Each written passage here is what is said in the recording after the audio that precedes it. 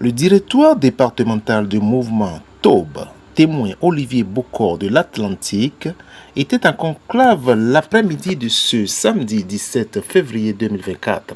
Plusieurs points étaient inscrits à l'ordre du jour de cette réunion extraordinaire du mouvement dans le département de l'Atlantique.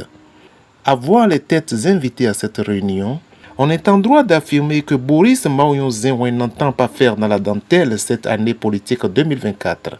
Tous les membres du directoire départemental, à savoir les secrétaires administratifs, les coordonnateurs communaux, la trésorière et son adjointe, les chargés de communication, les organisateurs et j'en passe étaient présents.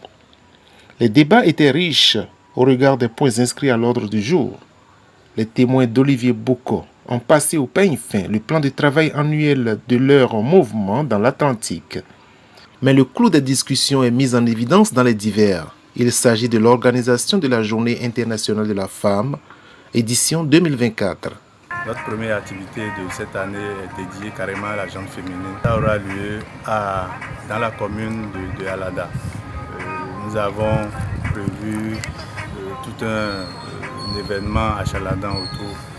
Le mouvement témoin Olivier Bocor TAUB est tout simplement pour le délégué départemental de l'Atlantique une question d'amour pour l'homme, le conceptionnaire, le sage, le visionnaire dans l'ombre, Olivier Bocor. Nous avons 8 communes dans l'Atlantique et nous allons, en son temps, nous verrons les communes qui seront éligibles.